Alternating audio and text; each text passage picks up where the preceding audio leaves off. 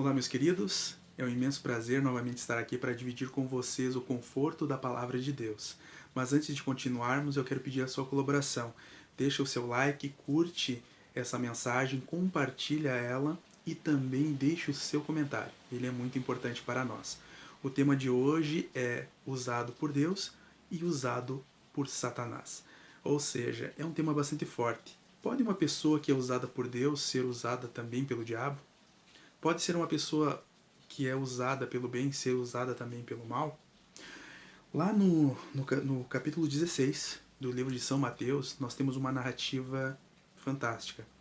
Jesus estava perto de Cesareia com seus discípulos e então ele chama os seus discípulos à parte e faz uma pergunta a eles. Ele pergunta aos seus discípulos o que é que as pessoas falavam sobre Jesus.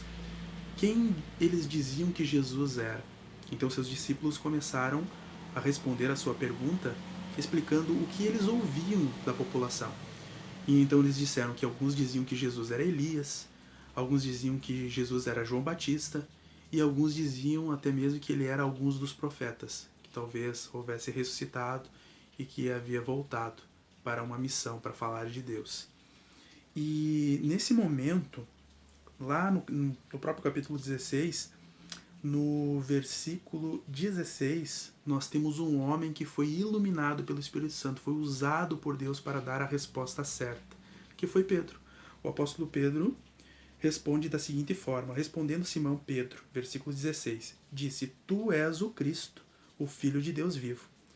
E então, no versículo 17, então Jesus afirmou: Bem-aventurado, ou seja, feliz és Simão Barjonas, porque não foi a carne nem o sangue que te revelaram, mas meu Pai que estás no céu.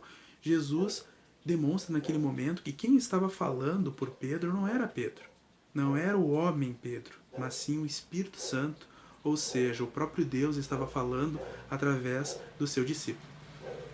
E Jesus, naquele momento, ele traz uma revelação também com isso, que nós, seres humanos, quando nos deixamos usar pelo Espírito Santo, podemos revelar coisas de Deus, podemos revelar aquilo que Deus deseja que as pessoas conheçam como a sua vontade. Então as pessoas podem ser usadas por Deus se deixarem usar. E é isso que nós aprendemos com esse texto. E Jesus até diz a Pedro que ele seria como uma pedra. Olha o que ele diz no versículo 18. Também eu te digo, tu és Pedro, e sobre essa pedra edificarei a minha igreja. Porque a palavra Petros, do grego, que era o nome também de Pedro, significa rocha, significa pedra. E Jesus faz um comparativo com o nome de Pedro, diz: olha, você que é uma pedra, né? Teu nome significa pedra, pois sobre essa pedra eu vou edificar a minha igreja. Sobre você eu vou fazer essa obra de edificar, de trazer, de criar a minha igreja.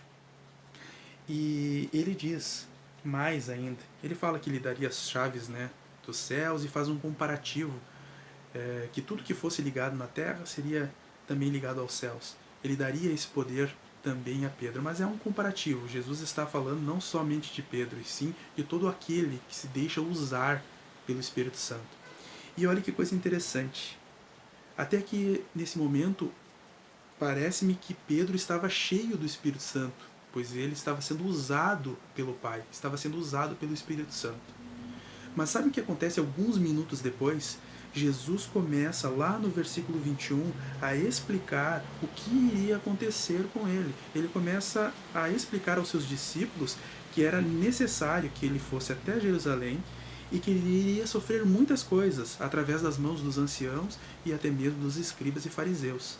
E ele comenta da sua morte, que ele deveria morrer e ser ressuscitado ao terceiro dia. E sabe o que acontece nesse momento? Aquele homem que foi usado pelo Espírito Santo, que foi Pedro, agora começa a ser usado por Satanás, ou seja, pelo mal.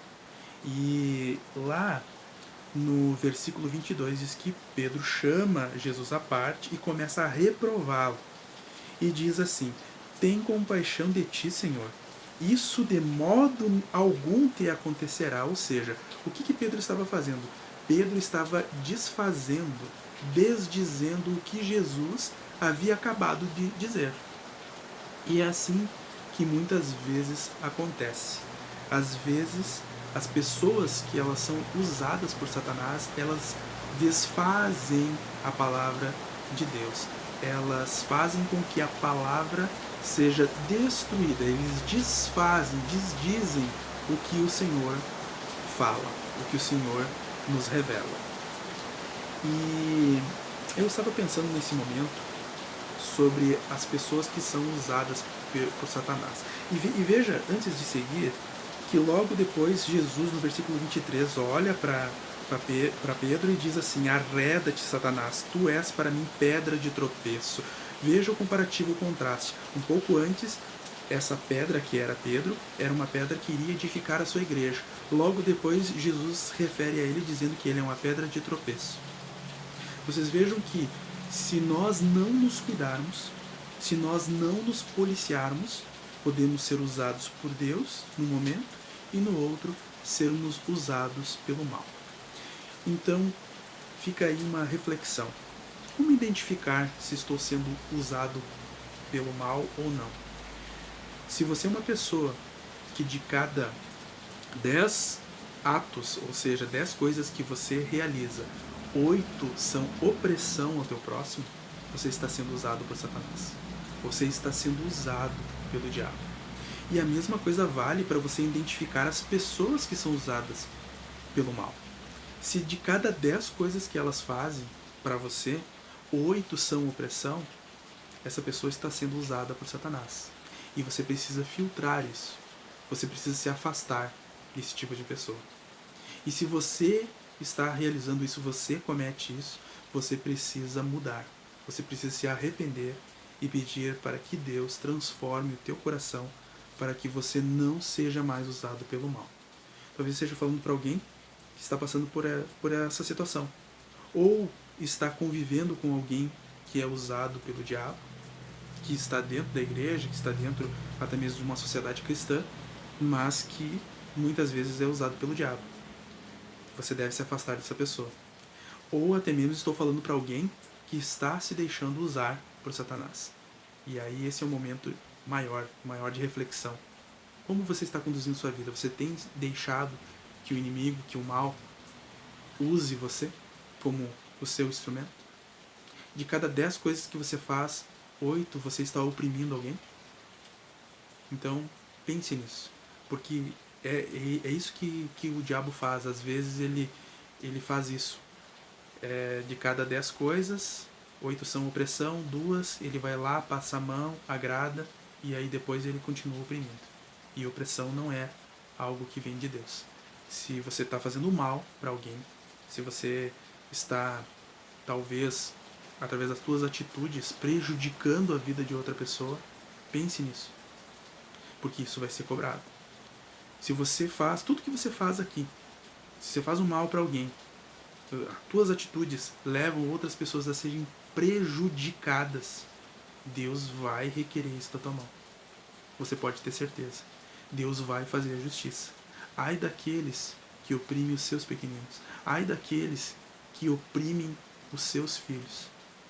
Aqueles que fazem opressão. Aqueles que prejudicam. Esses serão cobrados. Que Deus abençoe a sua vida. Eu peço que Ele ilumine sua mente para que você faça essa identificação e que você seja transformado pelo Espírito Santo. Essa é a minha oração. Em nome de Jesus. Amém.